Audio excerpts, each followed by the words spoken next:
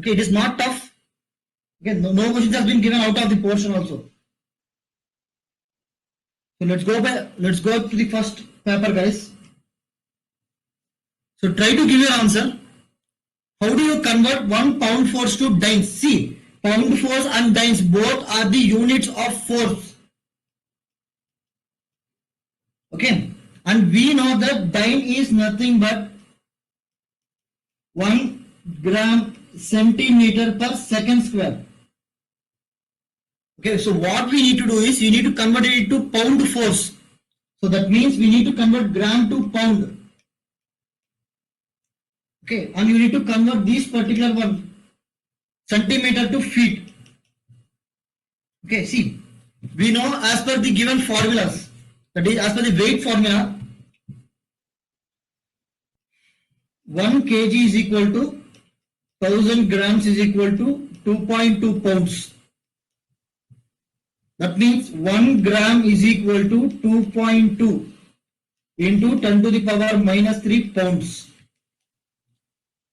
Okay, and we know that from the length conversions, 1 meter is equal to 100 centimeter is equal to 3.28 feet. So 1 centimeter is equal to 3.28 into 10 to the power minus 2 feet. You need to substitute this in the above equation, that is 1 dyne is equal to 1 gram is 2.2 into 10 to the power minus 3 lbm, this is mass, and centimeter is 3.28 into 10 to the power minus 2 feet per second square. Okay, and as I told you yesterday, this in the first class, 1 pound is equal to 1 lbm into g, where g is in feet per second square. So you need to divide and multiply by g, that is divide by 30, multiply by 32.2 and divide by 32.2. Okay, 32.2 feet per second square. This particular one unit is G. So LBM and G is equal to LBF. So you need to convert this. 1 dyne is equal to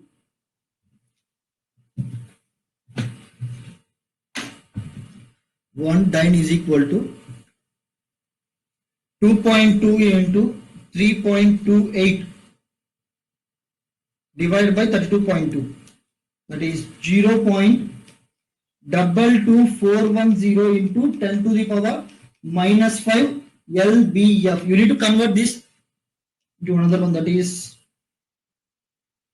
1 LBF is equal to 4.46 into 10 to the power 5 dynes. Guys, one thing you need to remember, for any particular conversions, you need to remember the 6 formulas and don't remember this 1 pound is equal to 4.46 into 10 to the power 5, because the remembering of the values will be very difficult. Okay, you need to think about the long run. Okay, if you by heart this particular formula or this particular value, you will just remember it for a very short term. So what I am trying to say is, if you have any particular unit conversions, use the 6 formula that I have given you. So using this particular 6 formula, you can convert from any particular unit to any other unit. Okay, and the definitions, you need to know the basic definition of pound force and LBM. Okay, so 1 pound force is equal to 4.46 into 10 to the power 5 dynes. So the answer will be 4.46. If I am going too fast, ask me guys, I will repeat it again. Okay, let's go to the next one. This is a direct one. You need to directly use the conversion that I have given you. 1 horsepower is equal to 746 watt, 33,000 feet LBF per minute is equal to 2544 BTU per hour. Okay, BTU per hour.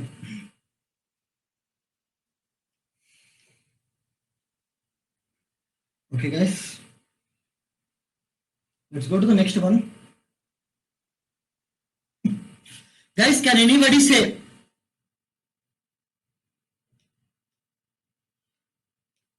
how do you convert what is the units of watt? See, we know that power, these are the power conversions. Okay, if the unit of power is watt, then force into velocity. Force into velocity. So whatever unit of this force and what is the unit of velocity? If the power is in watt, can anybody give me the answer? These are basics, guys. Basic physics. You need to remember this. The answer is 2544. You need to remember the unit of force will be Newton. Okay. Whereas the velocity will be in. Okay.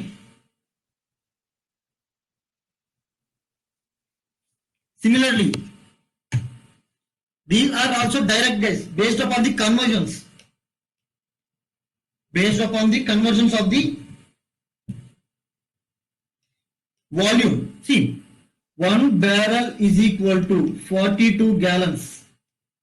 Okay, that is equal to 5.6146 feet cube is equal to 160 liters. 160 liters. So 1 gallon is equal to 160 divided by 42 liters. 1 day is equal to 24 hours. So 1 gallon per day is equal to 160 divided by 42 into 24 liter per hour. Multiply with 12080 into 12080.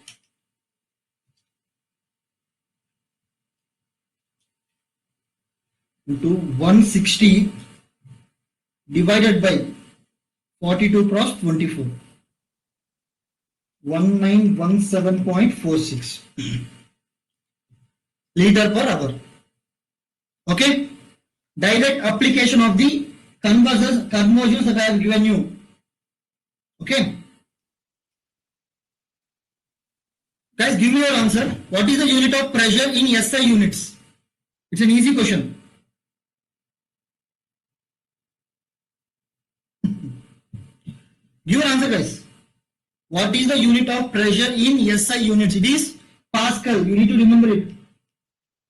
Pascal is the unit of pressure in SI units. And these are some miscellaneous conversions. 1 knot is equal to 1.84 kilometer per hour. Just remember this particular one. From this, if they have given you meter per second or is in feet per second, you can convert it by just remembering 1 knot is equal to 1.84 kilometer per hour. You can convert that to any particular units. Okay. How to convert degree centigrade to Rankine? It's an easy one. See, C by 100 is equal to F minus 32 by 180. First convert it to Frank, that is Fahrenheit, that is Rankine is equal to Fahrenheit plus 460. Okay, it's a direct formula based question. Okay, guys. So given it is 100 Celsius, so the answer will be 180. F is equal to 180 plus 32.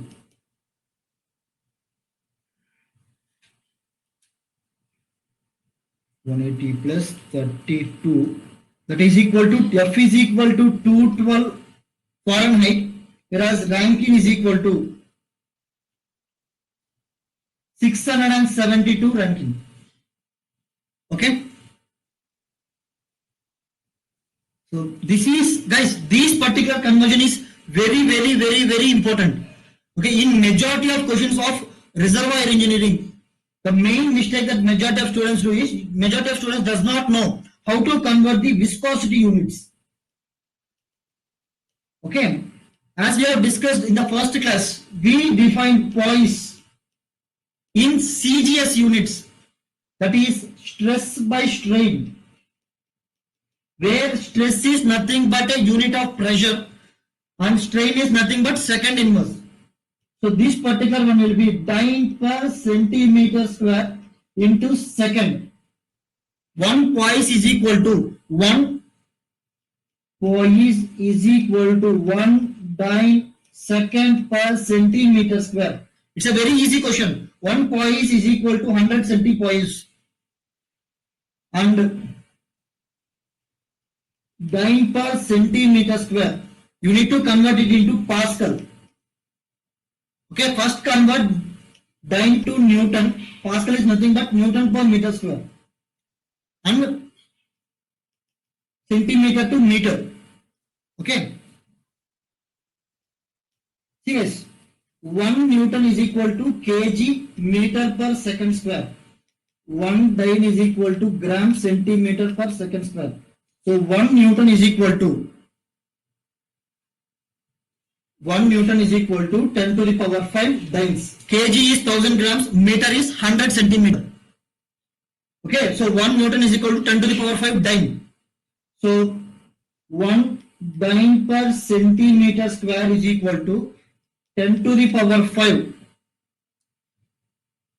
Newton divided by 1 meter is equal to 100 centimeter. So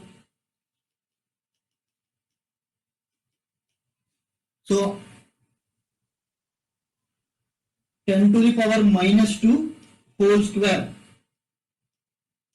So that will be 10 to the power 9 Newton per meter square.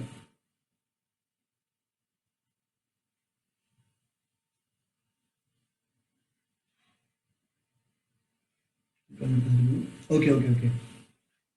So 1 dyne per centimeter square is equal to 10 to the power 9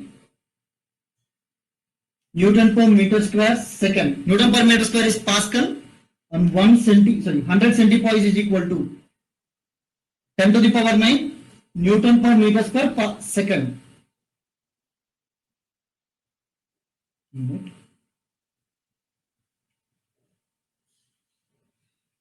Meter square.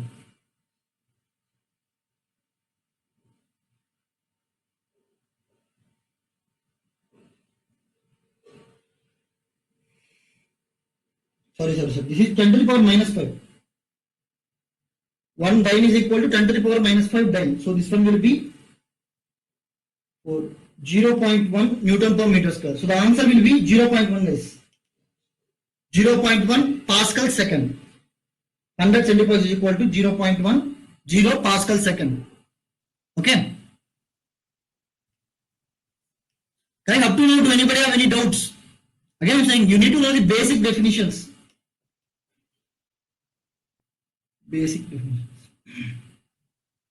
Guys, try to give your answer for this particular question. Do this question on yourself and give me the answer.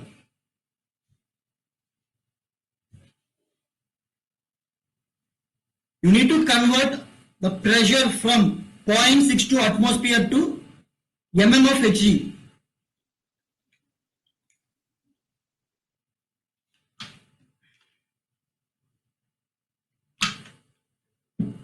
Okay.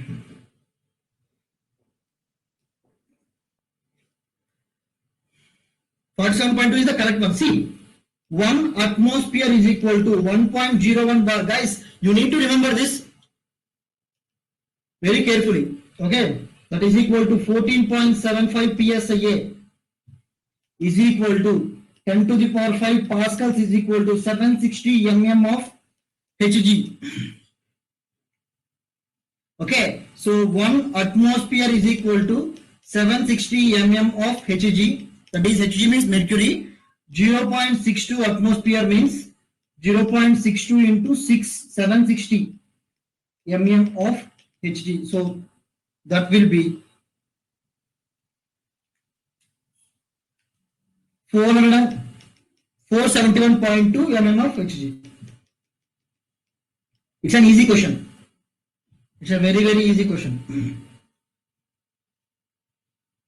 This is also directly from the unit conversions, guys. See, 1 gram per cc is equal to 8.33 ppg is equal to 62.4 pcf is equal to 1000 kg per meter cube. And guys, these are density of water. Everything that I have written right now is density of water. Okay, generally density of water is 1 gram per cc. So just to convert it, 1000 kg per meter cube is equal to 62.4 PCF. So 800 kg per meter cube will be dash PCF. So A is equal to 800 into 62.4 divided by 1000. That is 0.8 into 62.4. 49.9. The answer will be 49.9 PCF. Okay, it's a very easy question. This one also. Guys, try to give your answer. You need to just remember the power conversion. 1 horsepower is equal to 746 watt is equal to 33,000 feet LBF per minute is equal to 2544 BTU per hour. Okay. See, best guys, convert everything to a single unit. Okay. So this is 1 horsepower. Let us convert everything to horsepower. So 1 watt, 50 kilowatt is equal to 50 into 10 to the power 3, 1 divided by 746, that is 50 into 1000 divided by 746, that will be 67 horsepower. Similarly, 1 horsepower is equal to 33,000 feet LBF. So this particular one will be 350 divided by 33,000 horsepower, which is less than 1. 62 BTU per minute. 60 BTU per minute. First convert this particular one to, see, 1 hour is equal to 60 minutes. 60 into 60 into BTU per hour, which is equal to 3600 divided by 2544 horsepower. Convert each and every particular unit to horsepower. So that will be 3600 divided by 2544. 1.415 horsepower. See guys, out of this all, these 4, which has the maximum unit? So the answer will be B. 50 kilowatt is the correct answer. Okay, it has the maximum unit. Okay.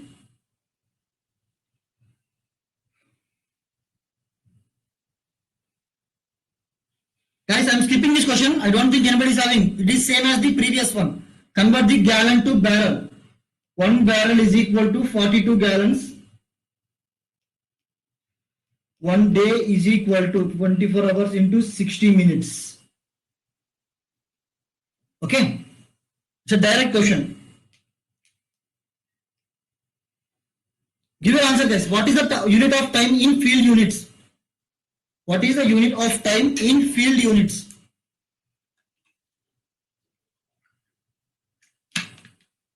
No, it is hour. Okay, see in well testing, for every particular question, when there is time, if we are using field units, we will be using hour only. So do remember it. In any particular question, if all the units are in field, then the time is in hour. Okay, you will understand this more clarity in well testing.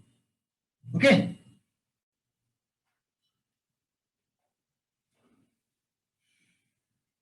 Okay. This is an easy question, guys. PV is equal to nRT. We need to find the temperature. Okay. If in CGS units, temperature is in Kelvin. Okay. V is in centimeters cube. This particular one is in atmosphere. So you need to convert 20 liter to centimeter cube. Okay. Phew. 1 meter cube is equal to 1000 liters. So 10 to the power 6 cc is equal to 10 to the power 3 liter. That is 1 liter is equal to 1000 centimeter cube. So this particular question will be 1 into 20 into 10 to the power 3 cc is equal to 1 into 82.06 T divided by 82.06 into 1000. Temperature is in 244 Kelvin. Okay, it's an easy question. It's a very easy question. You need to know how to convert the units. That is the main important thing that we are doing, guys. You need to know how to convert the units. Okay. This particular one is a this is also a very good question, which requires more calculation than any other thing. Okay. See, given Re is equal to Vmd divided by mu f, where Vm is given by Q by A into D, where Vf is given by dynamic viscosity into density, that is Q rho D divided by A mu is the Reynolds number. Okay, so let's see the Q value. See, Q value is 0.150 meter cube per minute. What is the density? 920 kg per meter cube. What is the diameter? Diameter is 50. See guys, everything is in CGS units. So everything you need to convert every particular unit to CGS. So 50 into 10 to the power minus 3 meter divided by area is A is equal to pi by 4 d square. So pi by 4, 50 into 10 to the power minus 3 whole square, that is meter square.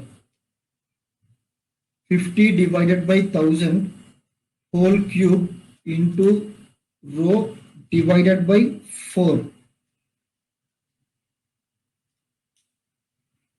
that is equal to 9.8 into 10 to the power 5, 10 to the power minus 5 meter square. So the area will be 9.8 into 10 to the power minus 5 meter square, and the viscosity is in 56 into 10 to the power minus 3 Pascal second. Okay. See, you need to convert the minute also, guys. 1 minute is equal to 60 seconds. 60 seconds. So everything is in CGS units. Okay, you don't have to see whether it is cancelling out or not. Okay, it will easily cancel out. Meter cube will get cancelled. Second square, meter kg, which is nothing but Newton. Okay, Newton per meter square is Pascal. So everything will get cancelled out. So you need to directly calculate the one. Okay, 0.150 into 920 into 50 divided by 60 into 9.8 into 0.01 into 56.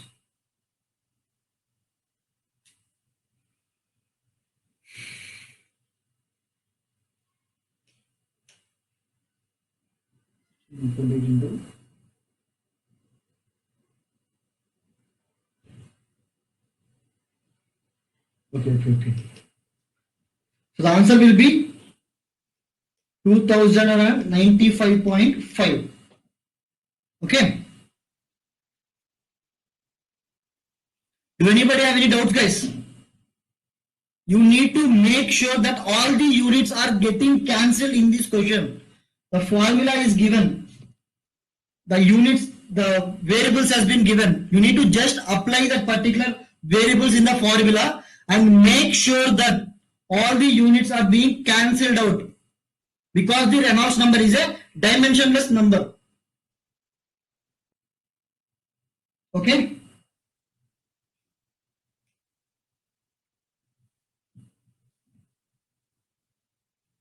Up to now, do anybody have any doubts, guys?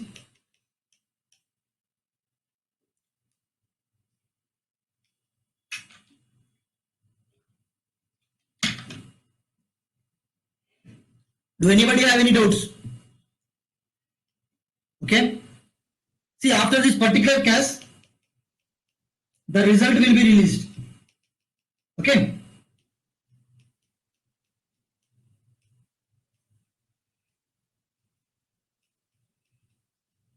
Today at 8 p.m. Okay. So let's go to the yesterday's class.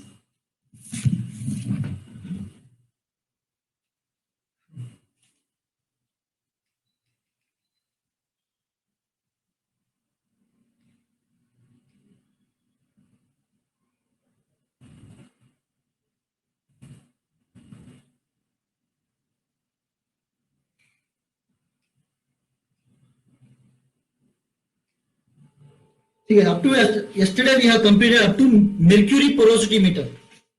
Okay.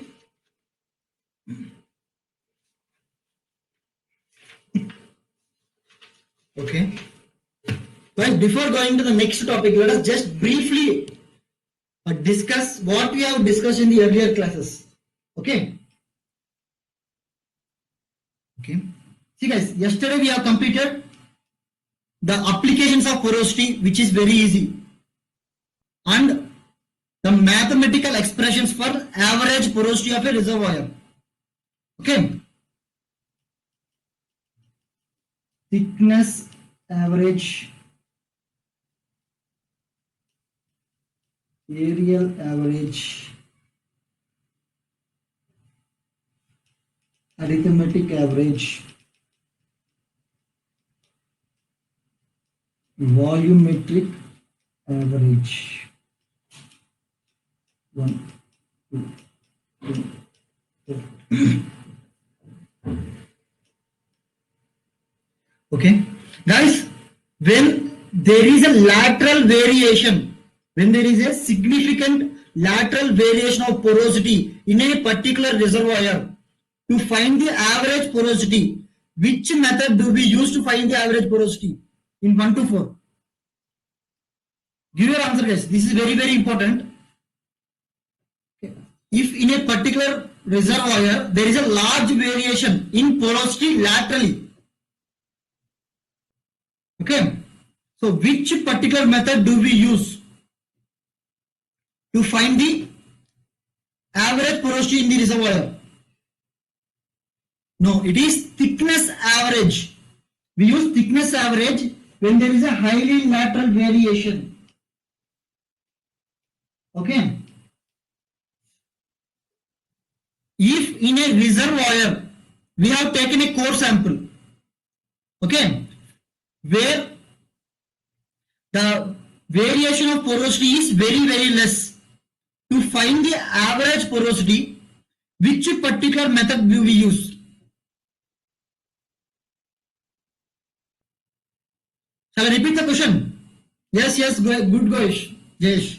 It is an arithmetic average. If in a reservoir, if there is very little variation in porosity, if you want to find the average porosity by taking core sample at different locations and doing arithmetic average, we will get the average porosity of that particular reservoir. Next, generally in reservoir simulators, which type of porosity, that is to find the average porosity using reservoir simulators, which method is generally preferred in reservoir simulators? That is 4. We have discussed this yesterday. Okay. Next.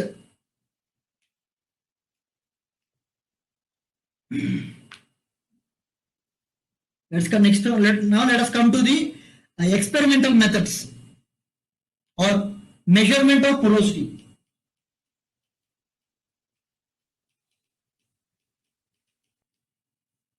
Okay, there are two methods, surface method and subsurface method. This is 5, this is 6. Give your answer, guys. First, which method is the most accurate method? Which method is the most accurate method? 5 or 6?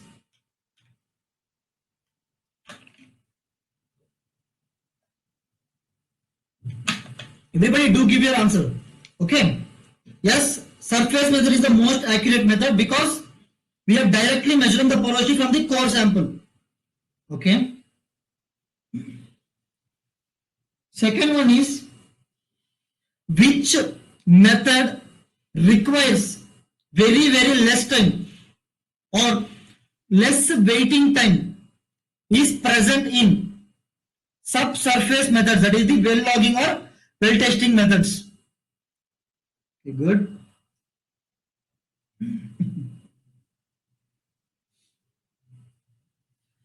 Okay. This is actually a very good question, guys. See, which method is first used to find the porosity in a reservoir? Which method is first used in a particular well? We have drilled a well. Okay. We need to find the porosity. So which method do we use once drilling a well to find the porosity in a reservoir? Can anybody say? 5 or 6? We have drilled a particular well and we need to know the porosity in that particular reservoir. The first method that we use. I mean, you're wrong. The first method that we will be using, well logging to find the porosity. Once the well logging has been done, to find the accuracy or to correct for the accuracy, we will do the surface methods. First we will do the subsurface methods, that is the well logging. Then we will come to the surface methods. Okay, do remember this point. First subsurface, then surface. Okay, next is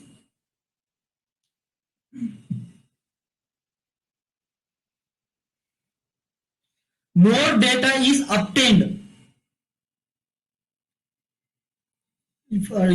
using which method? It's a very easy one. It is 6. Okay. So yesterday we have started with surface methods. In the first surface method, there are total of 7 methods. Okay.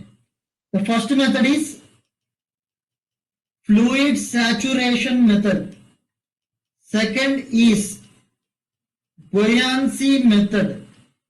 The third one is helium porosity meter. Fourth one is mercury porosity meter. Okay. Up to helium porosity meter, mercury porosity meter we have completed, guys. First one, which is the most accurate experimental method to find the porosity? Between 1, 2, 3, 4. Which do you think is the most accurate method to find the porosity? It is helium porosity meter. That's good. Next one is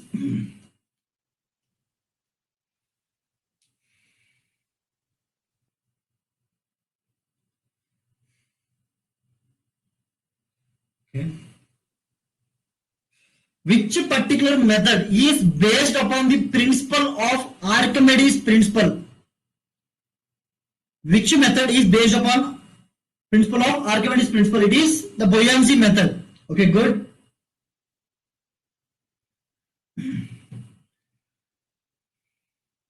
Guys, give me the reason. Give me the reason why the porosity calculated by 1 or 2 is always less than the porosity calculated by the 3. Give me one particular reason why the porosity calculated by 1 or 2 is less than the porosity calculated by 3. Try to give an answer, guys. It's a very important conceptual based question.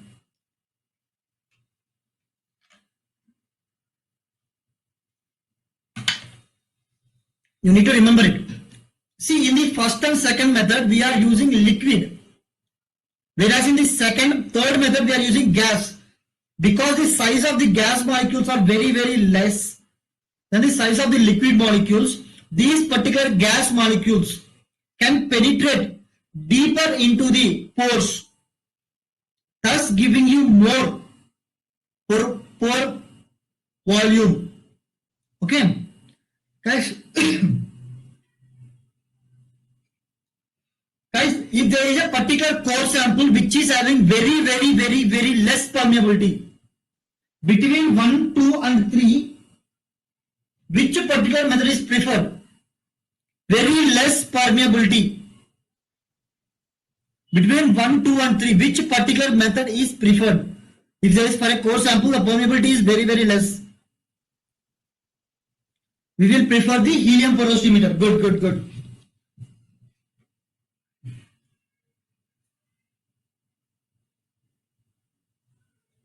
Okay, and you do need to remember the advantages of helium. Okay. Okay, that's it, guys. Let us just go to the next concept. If anybody have any doubts, you can ask me, guys. The next concept is the rock density method. The next method is the rock density method. Okay. So first write it, guys. We will discuss this method.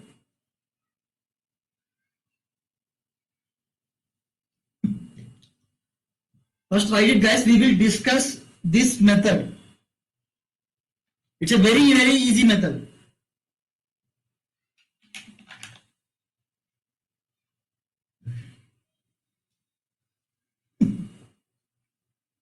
It's a very easy method.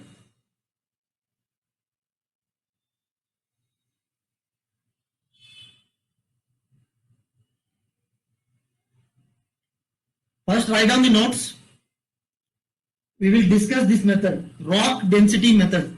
Write down the density of the different types of lithology also. I have given you in the unit conversions, but still write it again.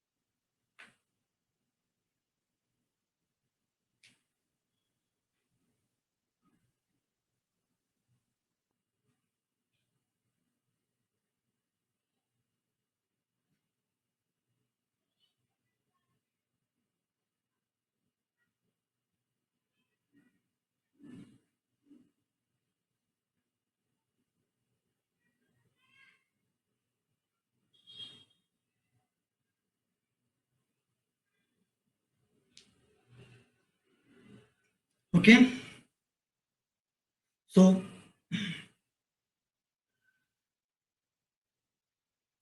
okay, guys, let us do this question.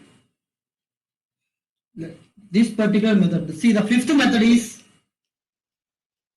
the rock density method. Okay. See, in this particular method, first let us take the core sample. Using different scales, we will find the bulk volume. Okay. This particular core sample has been dried, washed and dried. Okay. So we will assume the core sample to be homogeneous. That means the entire matrix of the core sample is a single formation. And the maximum amount of, based upon the maximum amount of matrix that is present, suppose if there is 85% sandstone, 15% carbonate, we will assume that the maximum, because it is mostly made up of sandstone, we will assume the density of this particular core sample is a sandstone core sample. Okay, similarly, if the maximum amount is carbonate, we will assume the core sample to be carbonates. Okay, in this particular method, first we will dry weight the core sample, that means weight in dry state. Once this particular dry state weight is found, we know the density of the matrix, which is equal to, if it is sandstone, it will be 2.65. If it is limestone, it is 2.7. So that is 2.65 density of that is water. Because this particular 2.65 is specific gravity. Okay. So the grain volume will be equal to weight dry divided by density of the matrix. Okay. So we will calculate the pore volume is equal to bulk volume minus grain volume. Okay. And porosity is equal to pore volume by bulk volume. And this is the only method. This is the only experimental method that finds the total porosity. Because we are not using any particular fluid to saturate it. We are just finding the dry weight, and using its density, we are finding the volume of that particular core sample. Okay, based on the data, the volume that we get is the grain volume. From this, the pore space that we calculate will be the total pore spaces in the core sample. So this is the only experimental method which calculates the total porosity. Okay. This is the only experimental method which calculates the total porosity. Okay guys. So this is a very, very, very important one.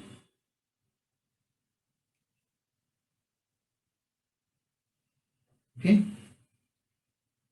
And do try to remember the matrix densities, guys.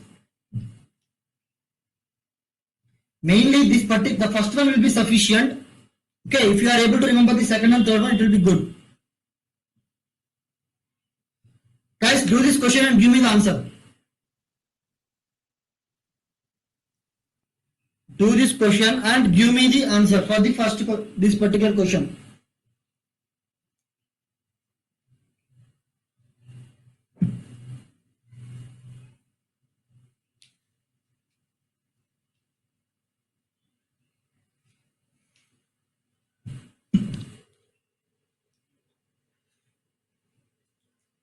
Do this question, guys. First, do find the bulk volume. Do find the bulk volume.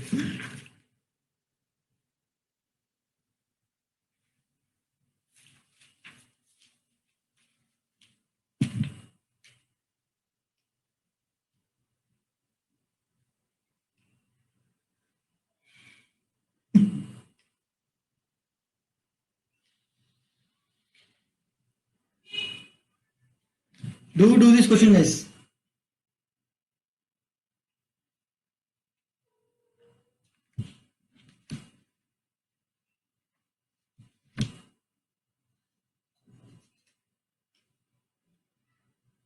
See, based upon the question, see the bulk volume is 5 by 4 d square L. Okay, based on the specific gravity of the dry sand means matrix. Density of the matrix is equal to 2.6 into PCF, that is 62.4 PCF. If you want to convert it into PCF, Okay, let us see the bulk volume. Bulk volume is equal to 2.62.4. This one will be 162.24 PCF. The bulk volume is 2.4 whole square into 20 inch into pi divided by 4. 90.5 inch cube. You need to convert that into feet cube.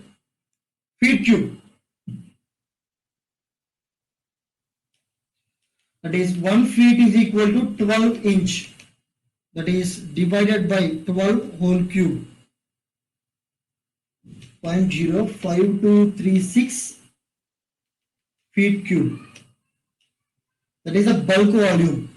So to find the grain volume is equal to 6.1 pounds divided by the density of the matrix is 162.24 lbm per feet cube. That is equal to 0.1 divided by 162.24.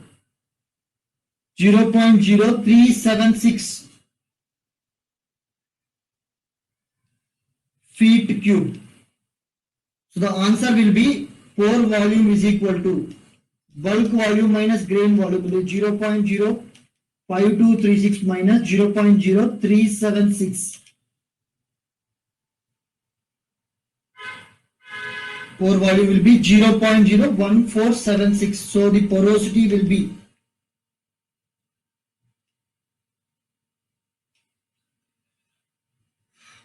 guys, this particular grain volume is in inch cube. Okay, you need to multiply it by 12 cube, or you can directly calculate the porosity divided by 0.05236. 28.2%. Okay, whereas the grain volume is equal to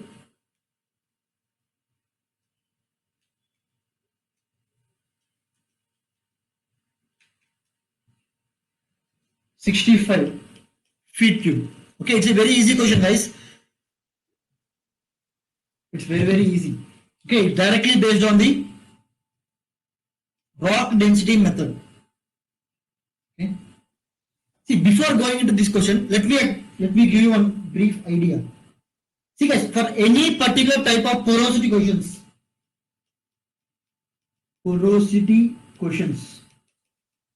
okay, be it the buoyancy method, fluid saturation method, or helium porosity meter, or rock density. Okay, you need to remember three things. Okay, for any type of numerical for a porosity question, you can do it with three basic formulas. First one is density is equal to mass by volume. Okay, and the second one is buoyancy force is equal to V rho G. And the third one is equating total number of moles. Okay, just remember this, guys. Density is equal to mass by volume for the fluid saturation method or for the rock density method. We will use this particular formula is volume is equal to mass by density. You need to know to which you are applying the formula. That's it. Whether it is for a matrix or for the fluid. If it is for the matrix, you are getting grain volume. If it is for a fluid, you are getting pore volume. Okay, when you immerse a particular core sample in fluid, the buoyancy force that is acting on that particular core sample is V rho G, the amount of fluid that it displaces, that is the volume. Rho is the density of the fluid and G is the acceleration due to gravity. Or for the helium porosity meter, based upon the question, by equating the total number of moles before opening the valve and after opening the valve, we will get every particular answer. Okay, just remember this. These three methods. Okay, you can apply it to any particular type of question. Okay, you don't have to remember the experimental name also. Directly remember these three formulas, how to apply them. That is the most important one. The application part of these three formulas are most important. Okay. Yes. Try to do this question. This is also a very, very good question. And remember this. If there is 8 1 dash, it means feet. If it is 8 double dash, it means 8 inch. Okay.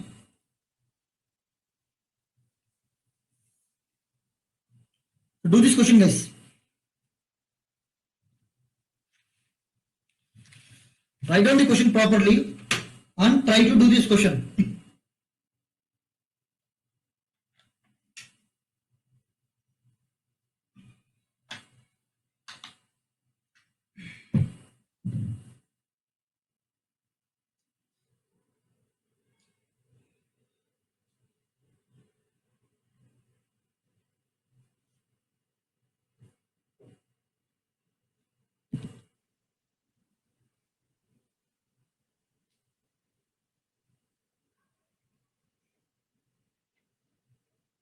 Okay.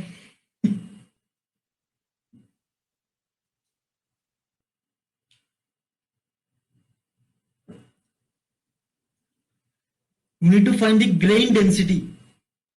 Grain density is given by weight dry divided by grain volume. Okay. So do this question. You need to calculate it in gram per cc. You need to calculate this particular answer in gram per cc. First convert inch to centimeter to find the grain volume. Grain volume has been given. It's a very easy question, guys. Grain volume is given as 56.24.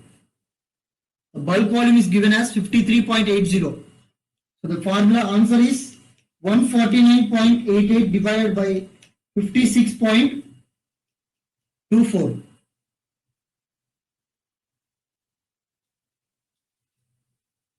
The answer is 2.665. Answer is C. It's a direct formula. It is a direct formula. Okay. You need to find the total porosity of the sample. The grain density is given. The weight of the sample in area is given. Bulk volume is given. Okay. This is also a very easy question. Guys, try to do it on your own. Give me the answer for this question. Write it in your notes. Write down this particular question in your notes.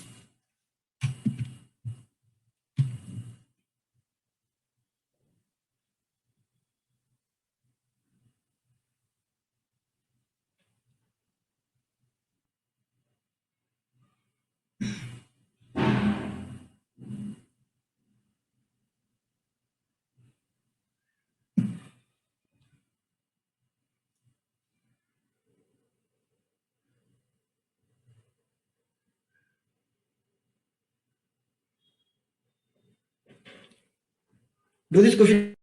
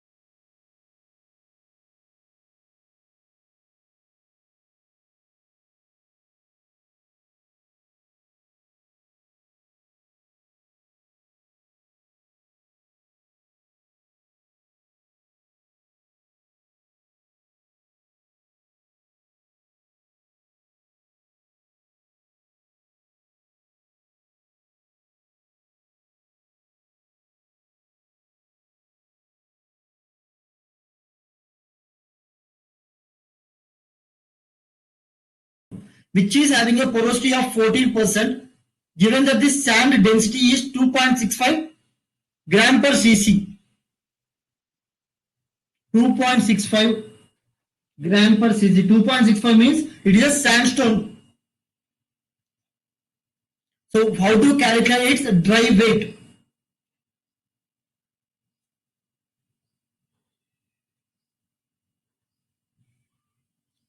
Do this question also, guys.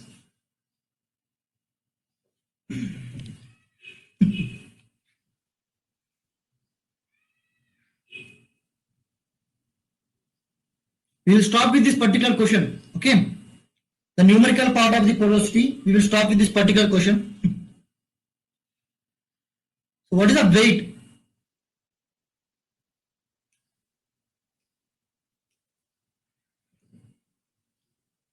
It's a very good question. Weight dry is equal to density of the matrix into grain volume. Again, I'm saying, guys, the main important thing that you need to remember is you need to know how to apply the concepts that you know. Okay, that is the main important point. Okay, that's the reason you need to, for any particular question, go from the basics. Don't just remember the formulas. Go from the very, very basics. You need to find the dry weight, density of the matrix into grain volume. That is the dry weight formula.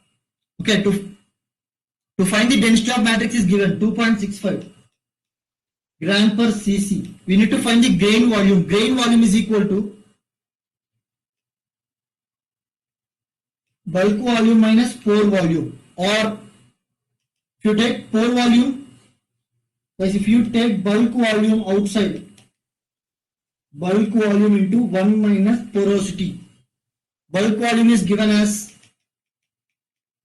1 cc. Cc will get cancelled, and this is 1 minus 0.14. 1 meter cube is equal to 1000 cc, guys. 1 meter cube is equal to 1000 cc. That is 1 meter cube is 10 to the power 3. Meter is equal to 100 centimeter or 6 cc. So 10 to the power 6 cc. The answer is 2.65 into 1 minus 0.14. The answer is 2.27. Answer is 2.27 into 10 to the power 6 grams. Okay, if for any particular question, go from the very, very basic onwards. Okay. The answer is C. Answer is C. Okay. Let's go to the last method of experimental. Okay. Last method of experiment to which find the porosity. Okay. Last experimental method which finds the porosity. This is a very, very easy method. Okay. The first write it in your notes, guys. The fluid summation method. This is the fluid summation method.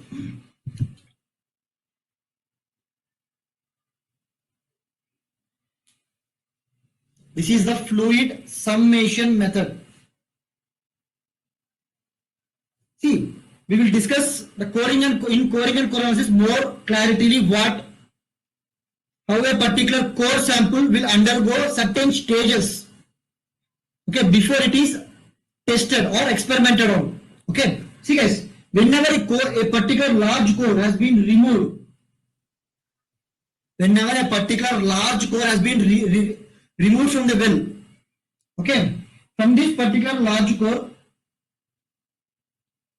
we will take small core samples. Okay, before taking these particular core samples what we will do is we will try to extract all the fluids that are present in this particular large core. First we will try to capture all the gas.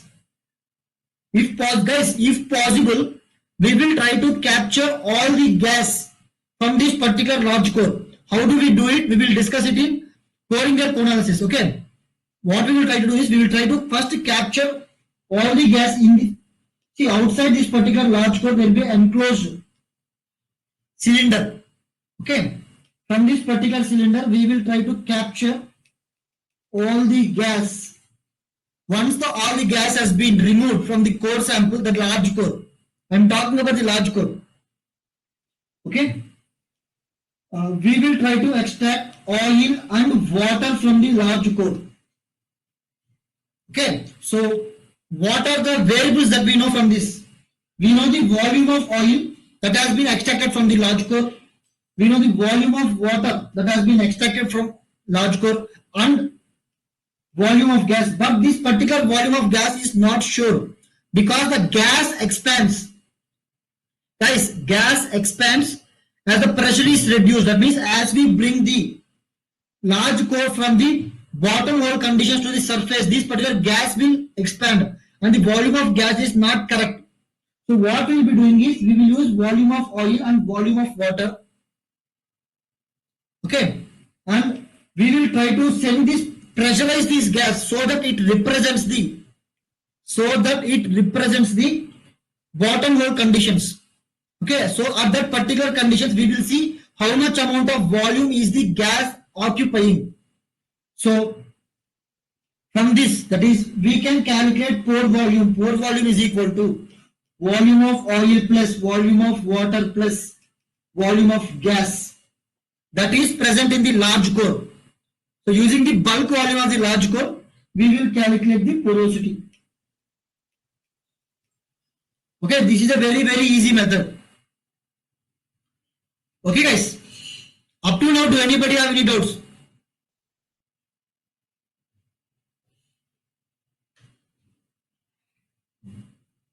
Okay. Pore volume is equal to volume of oil plus volume of water plus volume of gas. This particular volume of gas that we measure, it should be measured at the reservoir pressure and temperature. Okay, that is the most important point. Okay, we will discuss this fluid sublimation method in the third chapter, that is saturation also. Okay, we will discuss it more clarity there. So what I am trying to say is this: using this particular fluid summation method, we can calculate volume, pore volume. Okay. And guys, there is another method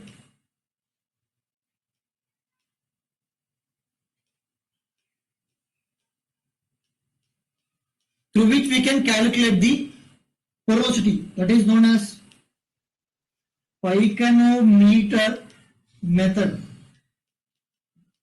This, write it in our notes guys, this is also a very important method. Okay, so there are two types of this particular method. One is using mercury, the other one is using water. Okay, first let me explain what this particular, how do we calculate the pore volume using this particular method. Okay, see guys, this is very important. First we will take a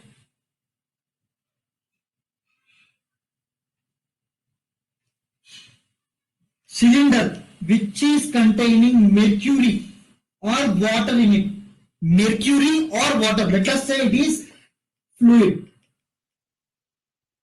Okay, next we will take the core sample. This is the dried core sample. Okay, this is cylinder which is containing the fluid. This particular fluid is almost up to the top of the cylinder. Okay, we will measure the weight of the fluid plus cylinder, that is W1, and we will measure the dry core sample weight. Next what we will do is this is the step 1. In the second step, we will place this particular core sample forcibly inside the cylinder which is containing the fluid.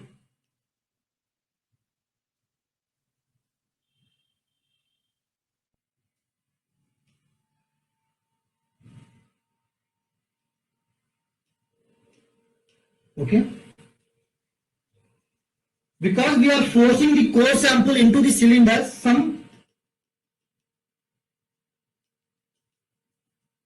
some volume of mercury will be displaced. Mercury is displaced.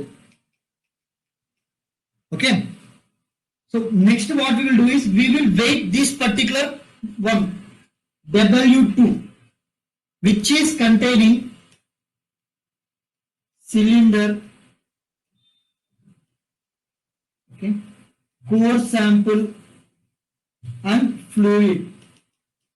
Okay. So using this W1 weighted dry and weight 2, we will find how much amount of mercury has been displaced. That means weight of mercury displaced is equal to, as the law of conservation of mass, it will be Q plus W2 is equal to W1 plus W dry. Okay guys, that is weight of mercury displaced is equal to W1 plus W dry minus W2. Okay guys, right now we are considering the fluid to be mercury. Okay, and the one main thing that you need to know about mercury is property of mercury. It is highly non-wetting. It is highly non-wetting. We will discuss that in next classes, guys. That means this particular mercury will not enter the pore spaces. When you are comparing air and mercury, both this particular air is wetting and mercury is non-wetting. Because this particular mercury is highly non-wetting, this particular mercury does not enter the pore spaces. That means volume of mercury displaced is equal to weight of mercury displaced divided by density of mercury. Okay, basically majority of students thinks this particular mercury displaced will be equal to the grain volume, but in this particular mercury piconometer it is not grain volume, it is the bulk volume. So the bulk volume is equal to W1 plus W dry minus W2 divided by density of the mercury. But consider the fluid is water. If you consider the fluid is water, then the volume that we will measure will be the grain volume. When comparing air and water, water is the wetting one and air is the non-wetting one. So the water will enter the pore spaces. So the grain volume is equal to W1 plus W dry minus W2 divided by density of water. So this is a very important concept, that is the mercury piconometer or water piconometer method. Okay, do remember this guys, the final method. Okay. Do anybody have any doubt? Shall I repeat this particular concept again, or is it okay? Piconometer method. Okay. See, again I am saying. First, what do you mean by piconometer? Piconometer is nothing but a cylinder. Piconometer is nothing but a cylinder which is having fluid inside of it. Okay, any particular cylinder which is having completely filled with a certain fluid is called as piconometer. Okay, so what we will be doing is initially we will weighting the piconometer, that is W1. Okay, apart from this we will also weight the dry core sample, that is the weighted dry. See the system guys. The first one is the piconometer, the second one is the core sample. Okay, first we will weight each of them separately.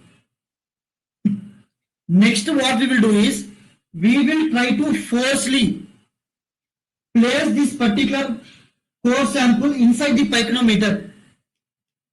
Okay, so in the next step,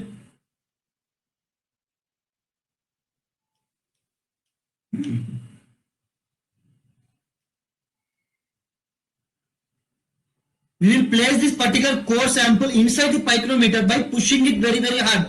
So while we are pushing the core sample inside the pycnometer, certain amount of the mercury or the fluid that is present inside the pycnometer will get displaced out. We can say that we can directly measure the mercury also. Okay, what happens was during that experimental method, the mercury that get displaced will scatter. Okay, and it is not wise to directly measure the mercury that has been scattered, because even if you lost a single small amount of the mercury, the density of the mercury is very, very, very high. Very, very, very high when compared with water or sandstone. So instead of directly measuring the mercury that has been displaced, we are doing this method. Okay, because that even if you miss a small amount of mercury that is being displaced, the inaccuracy, okay, the accuracy of the porosity will drop significantly. So that is the reason we are not measuring the displaced mercury weight. Okay, so once this particular core sample has been placed inside the pycnometer, this is W2, and consider W, this is the weight of the mercury displaced. So we need to find the weight of the mercury displaced. What we are doing is law of conservation of mass, that is W1 plus weight dry, that is in the first system, is equal to W2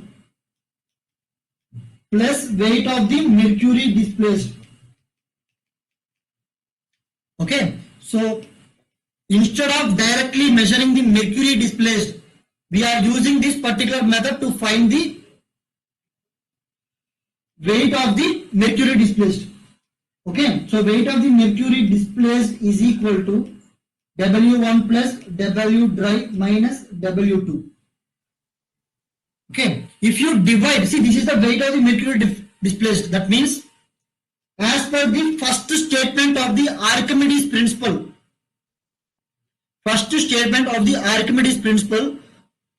the volume of the structure is equal to the volume of the displaced fluid.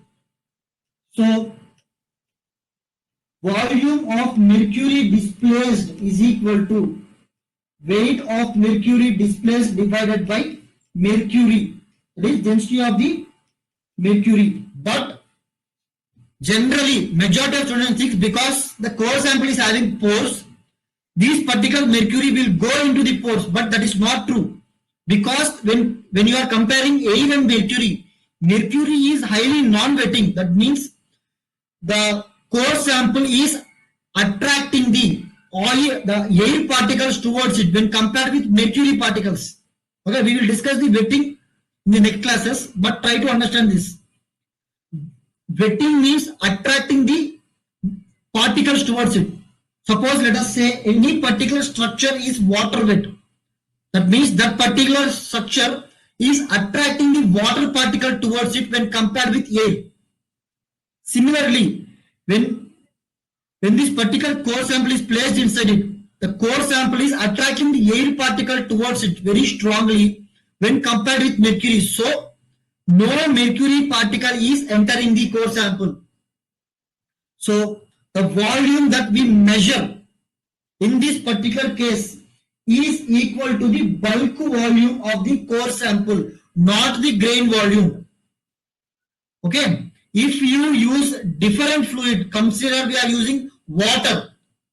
Instead of mercury, if you are using water, then the volume that we are measuring is the grain volume.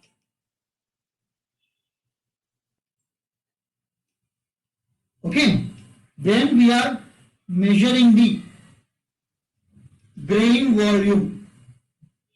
Okay, JS, did you understand this concept?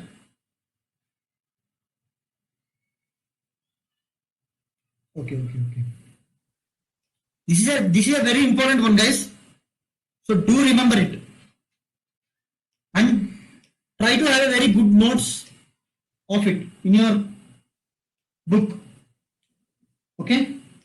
So these 7 methods: fluid saturation method, buoyancy method, helium porosity meter method, mercury porosity meter method. Okay. Next one is the rock density method, fluid summation method, and the picanometer method. These are the 7 methods, 7 experimental methods that are used to find the porosity of a certain core sample. Okay, these 7 comes under the surface methods. Okay, the next is the subsurface methods. Okay, first write it, guys. Subsurface method means well logs or well testing. Okay, we will discuss the subsurface methods in well logging. Okay, so what are the different equipment that is used to find the porosity in the subsurface methods are formation resistivity factor. From resistivity logs also we can find the porosity, the micro resistivity log, the neutron gamma log, density log, acoustic log. Okay, and do remember this, guys. The other name for density log is gamma log. Okay. So just write it. We will discuss how the porosity is calculated in the subsurface methods in the future classes. That is the well logging and well testing. Okay.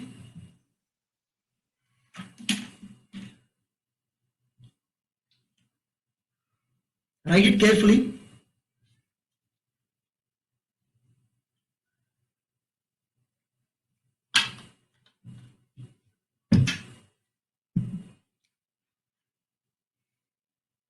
As we have already discussed, this particular porosity is not very accurate when compared with the surface methods, but it provides a continuous porosity data. That is from the top formation to the bottom formation. The entire porosity we can measure it using this particular subsurface methods. That is the well logging methods. Okay.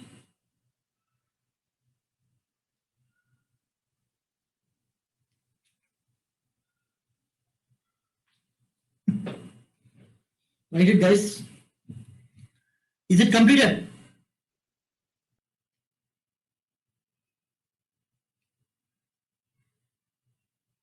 Let's go to the next one. So the next one is the total porosity. Guys, these are the other types of porosity. Okay, we have discussed the 2 types of classification. Okay, right now we will be discussing all the different types of porosity that are present. Okay. So the first one, write down the types of porosity. Write down the types of porosity. The first one is the total porosity, which is also known as the absolute porosity, total volume of pores divided by the total bulk volume. So total volume of pores and the total bulk volume. And there are some nomenclature that you need to know.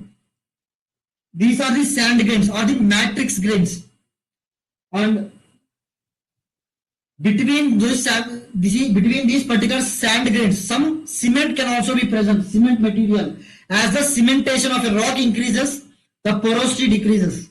You already know. And the connected porosity, that is the pores which are connected with each other. As I told you guys, consider this is the rock. This is a pore.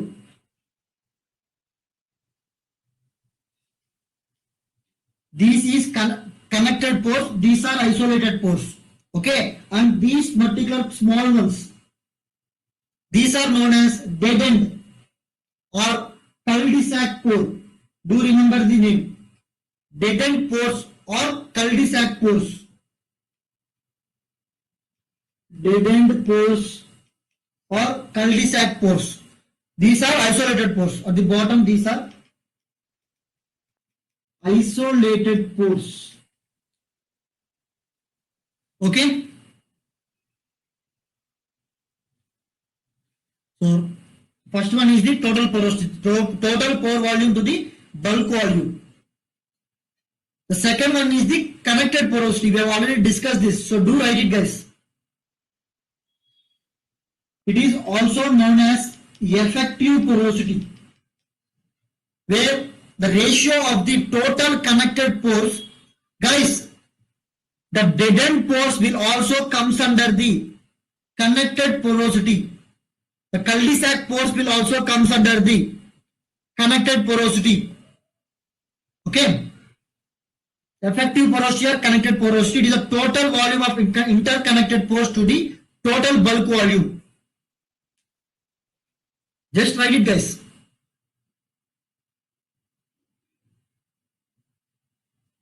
We have already discussed this, but we are just going to the next one.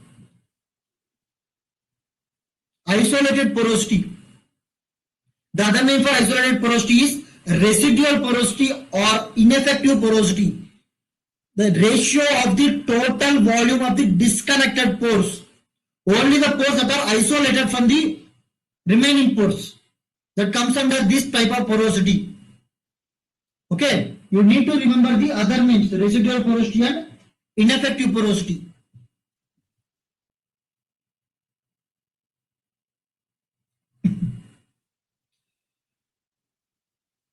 Let's go to the next one. The primary porosity, which also known as the original porosity. This is the porosity that is formed due to the original deposition. When the rock grains are migrated from the higher region to the lower region and they sediment on top of each other, this particular primary porosity, the porosity that is related to these particular grains is called primary porosity. Well sorted sand and poorly sorted sand comes under the primary porosity. Okay, resulting from the original deposition, also known as original porosity. Okay, just write it, guys. Next one is the secondary porosity, resulting from the diagenesis. Okay, diagenesis, catagenesis, or metagenesis. We will discuss that in the petrol exploration. Okay, when organic matter is being converted to kerosene, this particular process is called diagenesis. Okay, not only that, any other geological process also. The secondary porosity comes under it, that is fractured rock. That is a mechanical process. Fractures in granite, caverns in limestone. Caverns means this is formed due to dissolution of the rock. Okay, we will discuss the geological structure in petrol exploration case. That is not much of important for us right now. So from this particular point, this is, guys, from this particular point, it is very, very important. Up to now, we have already discussed it. Total, effective, ineffective, primary and secondary. From this particular point, a new type of, we will discuss the new types of porosity. So first write it, we will discuss it.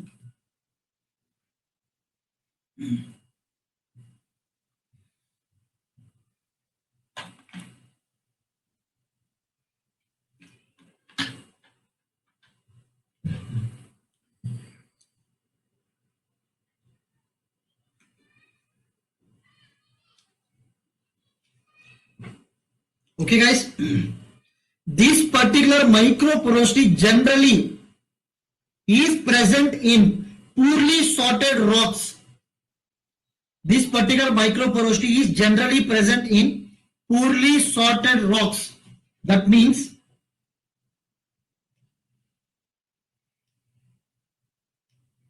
consider a particular rock sample. Okay, there are 4 grains. If you can see this particular in the middle, that is a pore spaces.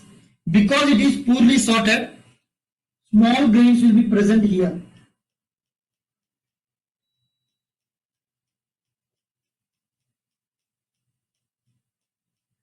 Okay, so between these particular small grains, There are very small pores. Very small pores. These particular pores are called micropores. And as a whole, this particular pore, or let me the color. As a whole, this particular pore is called macropore. Okay? So the pores that are present inside the poorly sorted rocks is called microporosity. The porosity corresponding to this particular micropores is called microporosity. Okay? The size of a particular small pores must be less than 2 micrometer. Okay? Determinantal and augmentic clays means these are clays which are very poorly sorted. Okay? See guys, between the larger grains there are smaller grains, and between these particular smaller grains there are these particular micropores. Okay? Very important concept. Next is the intergranular porosity. Write down the definition. Intergranular porosity.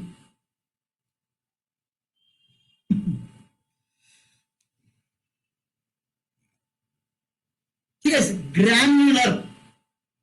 Granular means nothing but grains. Granular is nothing but grains. We use intergranular porosity basically in sandstones. Okay. Write down it in sandstones.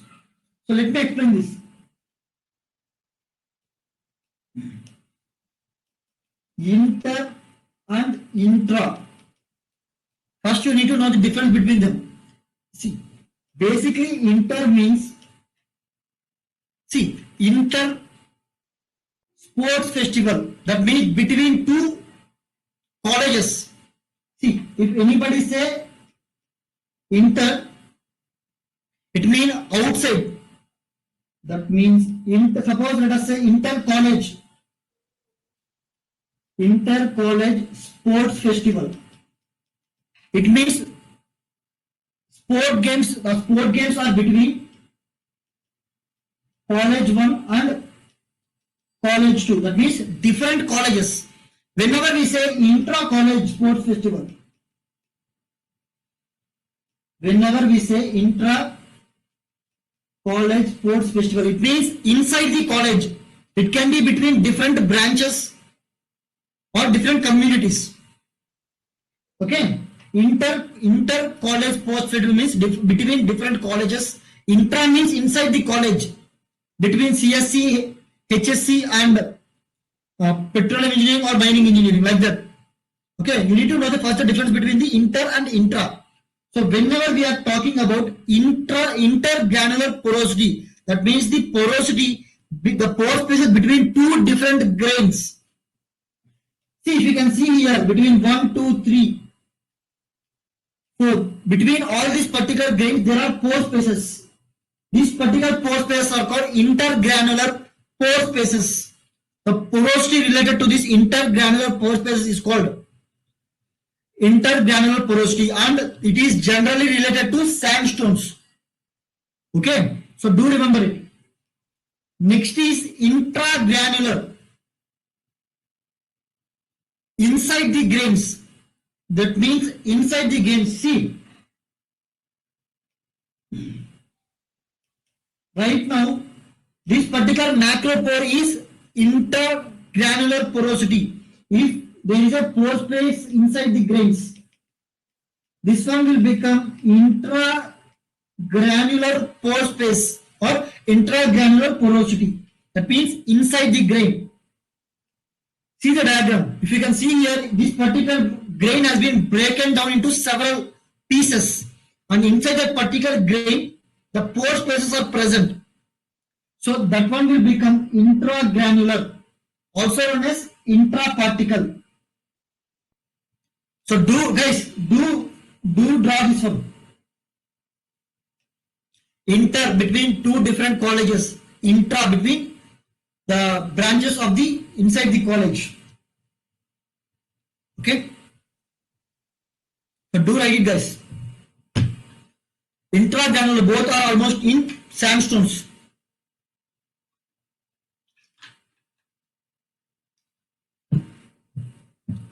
Okay, intragranular porosity. Inter and intragranular porosity are intra, guys, the other name for interparticle. This is also known as interparticle. Okay, so do draw this one, guys. Do draw this diagram. You will understand it. Know the difference between inter and intra. That's it.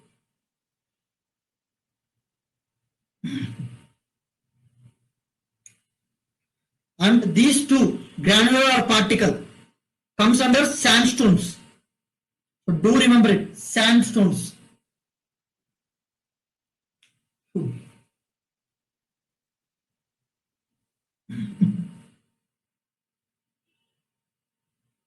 Okay, guys.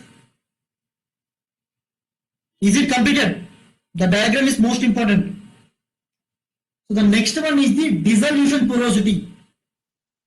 Whenever any particular fluid interacts with the rock and it melts the rock to form solutions or to form the channels inside that particular rock, it is called dissolution porosity. Dissolution means dissolving of rock grains. The porosity that is formed due to the dissolving of the rock grains is called dissolution porosity. So in this particular case, if you can see, the fluid has interacted with the rock and the channels has been formed inside that particular formation. So this particular channel porosity comes under the dissolution porosity. Okay. The next one is fracture porosity. When any particular rock is fractured, a new pore spaces will be created. These particular pore spaces will come under fracture porosity. Okay, if you can see here, a rock has been fractured like this, or like this, or like this. All the pore spaces that are related to the fracture are called fracture porosity. Okay.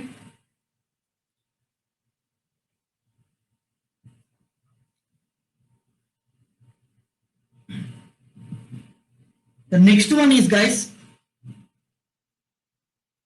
this is most important, the intercrystal porosity.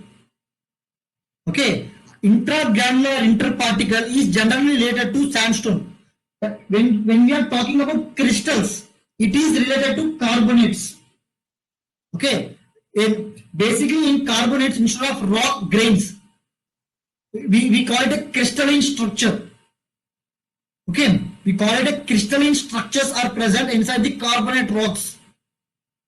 Okay, that is not much important right now. We will discuss it in petroleum exploration.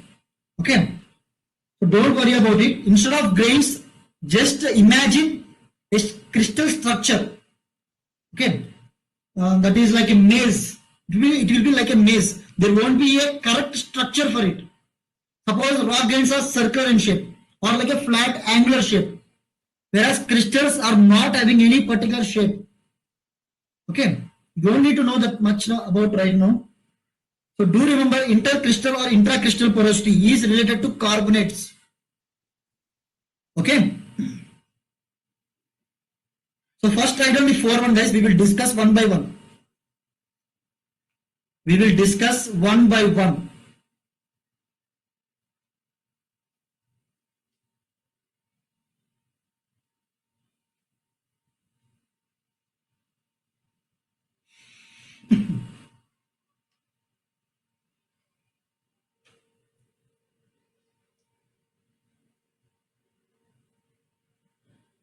Write it carefully.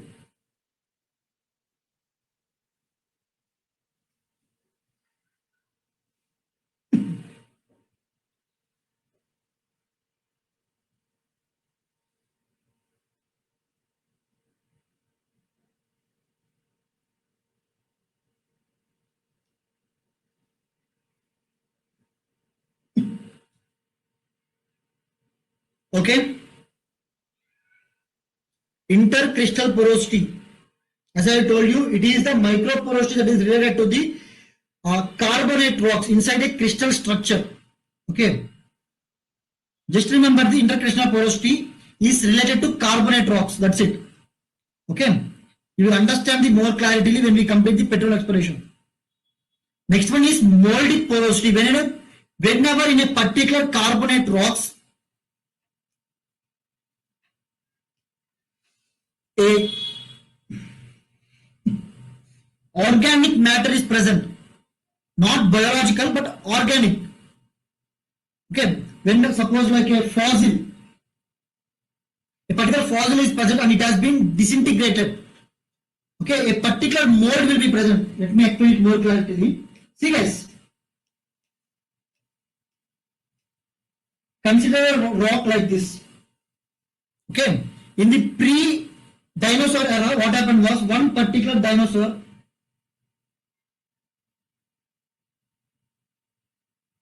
Okay, this is not like a dinosaur, but assume this is a dinosaur.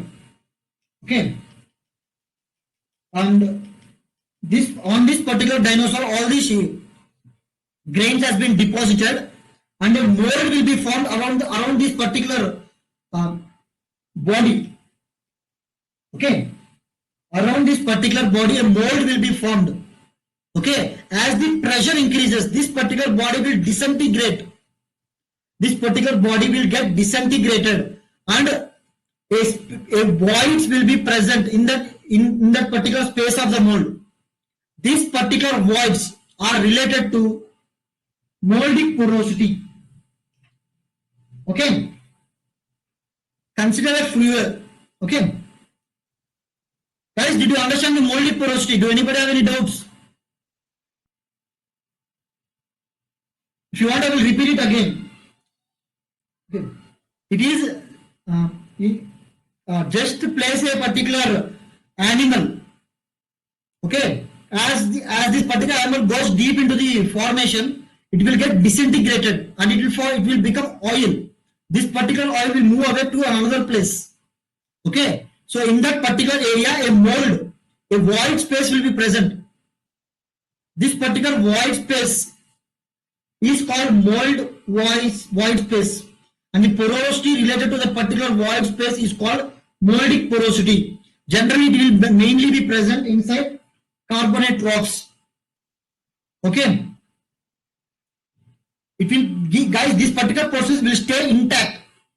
Okay, if it is a sandstone, as this particular body disintegrates, this particular rock grains will occupy the void space.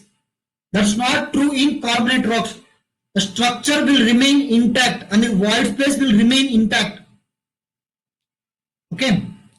Similarly, instead of fossils, consider algal mats, that is a biological plants or such type of things. Okay.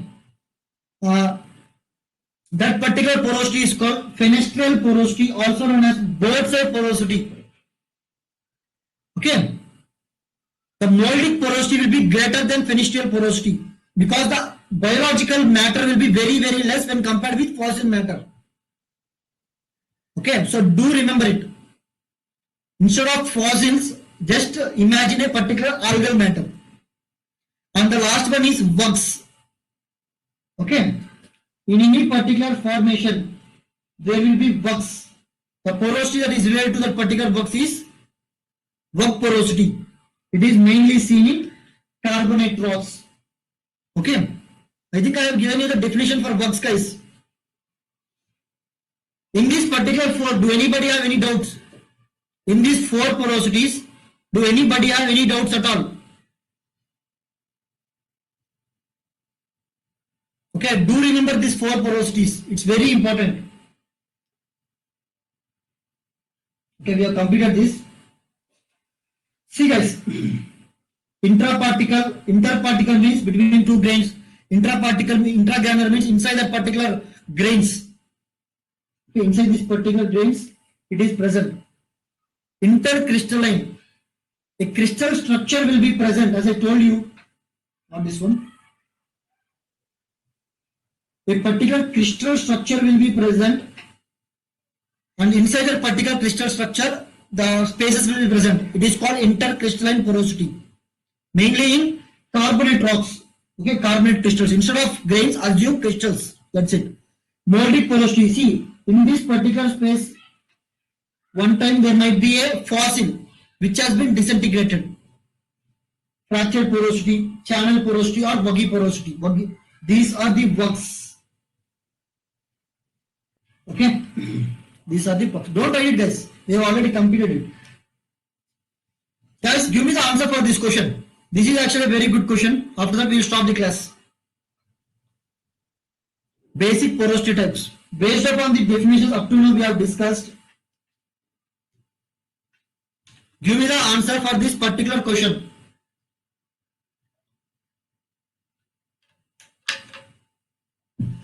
Think carefully and give me the answer. Think carefully and give me the answer.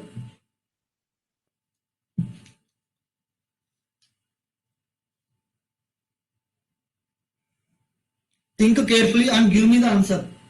The basic porosity types.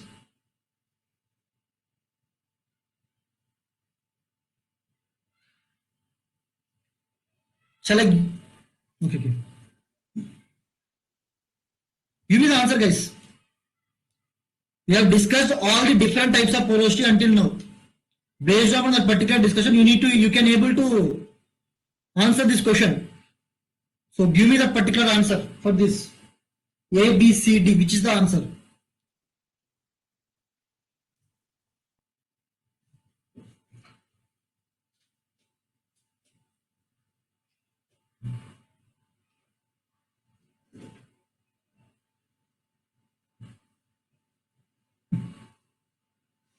Think, guys. This is very, very important. You need to be able to distinguish between different types of pores.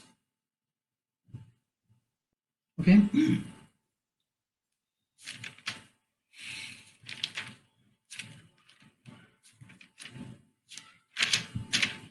Okay, guys, shall I start? See, first, let us start with the option, this particular A. If you can see A, if you can see this particular A, the pore space is between 1, 2, 3, 4, between different grains. So A can be related to intergranular porosity because it is outside the grains and it is between the grains. Next, see the B. If you can see B, guys, this particular pores, these particular pores are present inside the grains. We can call it intragranular porosity, but based on the shape, if you can see, these are like fingers. Okay, that means these particular ones must be dissolved due to the formation that is present or due to the fluid that is present inside the pore spaces. So the B will be related to, see, the grain has been dissolved. Okay, this particular grain has penetrated by the fluid that is present inside the pore spaces. So the pore spaces related to the dissolved space is called dissolution porosity. Next, let us see C. If you can see, this particular C is showing us to a large fracture that is present. So C is related to fracture porosity. Let us see D. See, D is showing between the large 1, 2, 3, 4, 5. Small pores are present. Small grains are present. And in between the particular grains, it is showing the small pore space. So the D is related to the microporosity. Okay. So the answer will be dissolution. 1 is B. Intergranular. 2 is A. Microporosity is B. Fracture is C. So the answer is BADC. Option answer is D. Guys, did you understand this concept? Dissolution, intergranular, microporosity and fracture porosity. Do anybody have any doubts?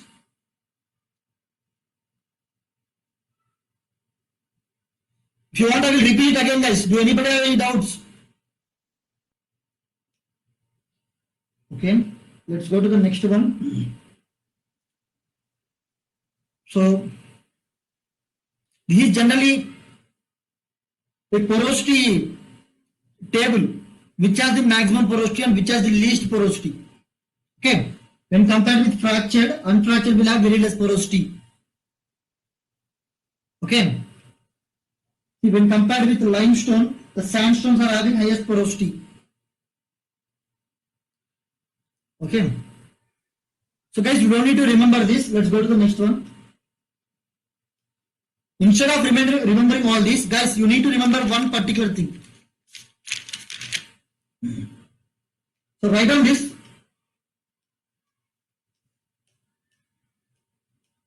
Porosity general, porosity order for formations. This is in general, guys. In general, shale will have the least porosity. After that, carbonates. After that, sandstones. After that, clays. After that, sands. These three are almost same.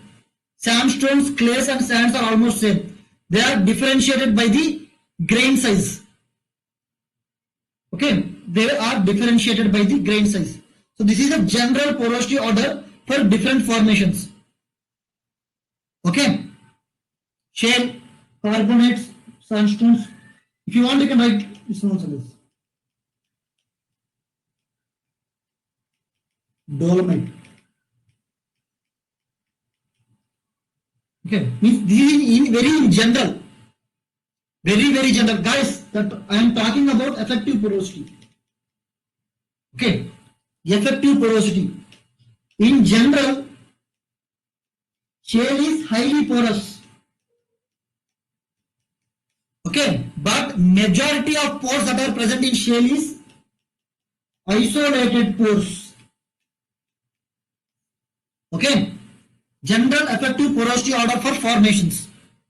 Generally, shale is highly porous, but the pores, the maximum amount of pores that are present in shale is related to the isolated pores. Okay, so do remember this particular order. It will be sufficient.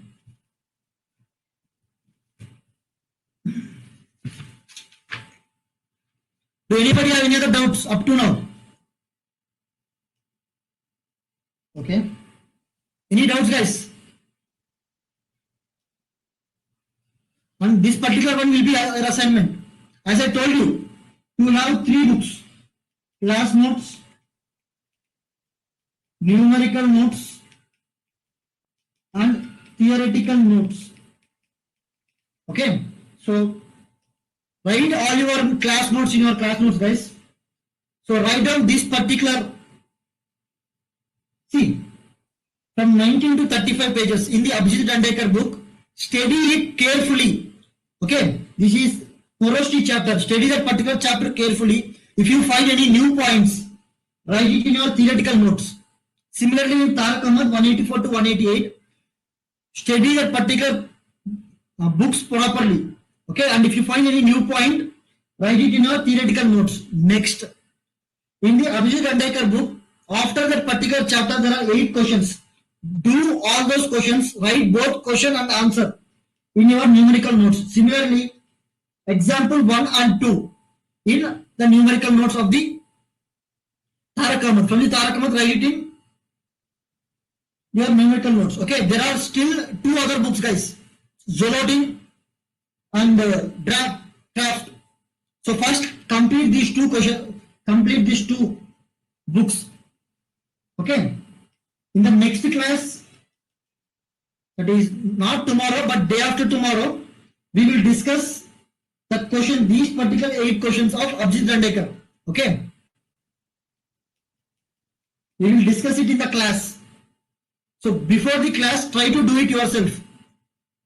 Okay, we will discuss the questions. If you have any doubts for that particular questions, you can ask me in the class. Okay, once that particular class has been completed, I will give you more assignment for porosity. Okay. Do remember, guys, to get very good marks in reservoir engineering, you need to complete very large number of books.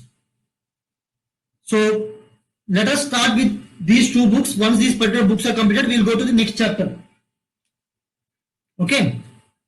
I am giving you um, um, 2 full days to complete this particular exercise. Okay, 8 questions. Okay. So wait a minute, guys. See, on Tuesday we will have a next exam, next test, that is porosity. Next test will be on Tuesday. Okay, by that time try to complete, we will complete this particular Abhijit Dandekar and Zorodin book also. Okay, the porosity topic has been completed. The next will be permeability. So instead of permeability, let us start drilling engineering tomorrow. Okay, let us just start drilling engineering or production engineering. Okay, do anybody have any other doubts, guys? Up to now, do anybody have any doubts? Write down the assignment in your notes. Study each and every point in Abhijit Dandekar book, that is 19 to 35. I will post it in the group today, both the books. And write it in your theoretical notes. And do complete the exercises and write it in your numerical notes. Okay?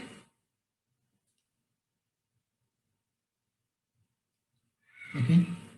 Any other doubt, guys? Okay. So we will stop the class right now. And remember this, next Tuesday we will have an exam on porosity. Okay. So by then you need to complete these 2 books, Zorodin and Craft. Okay. First try to complete these 2 books. We will discuss the questions in Abhijit Dandekar in day after tomorrow. And after that we will also discuss the questions in Zorodin. Okay. So that's it for today, guys. We will meet tomorrow. Okay. Tomorrow we will just start the drilling engineering. Okay. That's it, guys. If anybody have any other doubts, you can ask me right now, or else we will stop the class. Okay. So let us stop the class, guys, and we'll meet tomorrow. By day after tomorrow, do complete the assignment. Okay. Bye, guys.